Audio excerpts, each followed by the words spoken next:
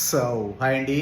So రష్యాలో ఒకసారికి licence exam ఉంటుందంట కదండి. ఎంబీబీఎస్ అయిన తర్వాత ఎంబీబీఎస్ మొత్తం ఫుల్ ఇంగ్లీష్ మీడియమే.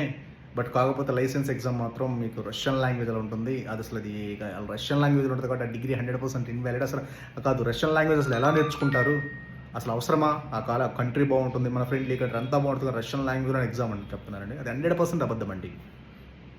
ఎందుకంటే మీరు ఎంబీబీఎస్ ఫుల్ ఇంగ్లీష్ మీడియం, మీకు అడ్మిషన్ లెటర్ క్లియర్గా ఉంటుంది. ఫుల్ ఇంగ్లీష్ మీడియం అయినప్పుడు మీకు ఎగ్జామ్స్ రష్యన్ లాంగ్వేజ్లో ఎందుకు ఉంటాయి?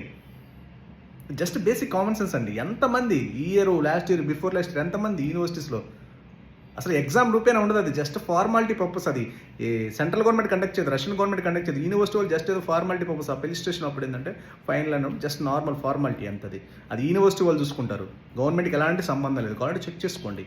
ఈ లేదంటే దాన్ని బూచుగా చూపించి అనవసరంగా మీ టైం, కెరీర్ అంతా లాస్ అవుతుంది. ఎందుకంటే రష్యాలో వచ్చేసరికి best of the best medical college అండి. మీరు ఇక్కడ ఏదో 150-200 వచ్చినాయి కదా, మనకేం సీట్ వస్తుంది, గాంధీ ఉస్మానియాలో ఎలా చదువుతారు అనుకుంటారు.